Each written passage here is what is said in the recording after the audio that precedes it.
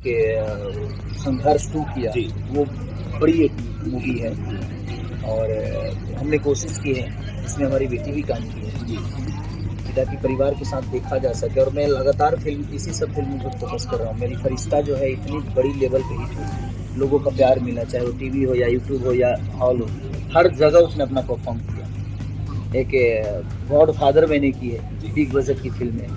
एक सिनेमा और है रंधे बसंती, जिसको मैंने 4 जगह शूट किया, मुंबई भी किया, आपको यहाँ से दिनेश भी हमारे आजमगढ़ किया, अयोध्या में किया, कश्मीर में किया। तो बहुत सारी चीजें, वो सारी फिल्मों से बड़े ऊपर की फिल्म रंग बसंत, एक अलग लेवल की फिल्म। तो कोशिश तो है हम सबकी, और जो मेकर बेहतर करना चाहता है, जिसको पैसा नहीं सिनेमा बनाना, वो बड़ा ही बनाएगा, और जिसको पैसा कमाना है वो। जिंदगी में देखिए, मेरे विवाद नहीं होता, कुछ चीजें ऐसी होती है जो मुझे परेशान करती है।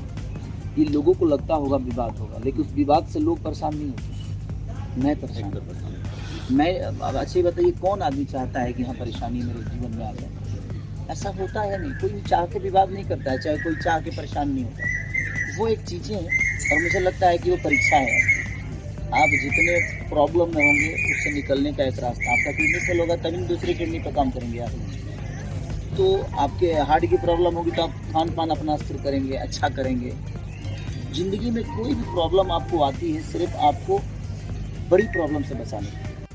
बिल्कुल बिल्कुल बिल्कुल। देखिए, सबसे बड़ी चीज़ है कि साउथ की, जहाँ तक आपने बात की, वहाँ लोग फिल्मों के लिए जीते हैं। वो 2 दिन अपने जीवन के निकालते हैं फिल्म देखने के लिए।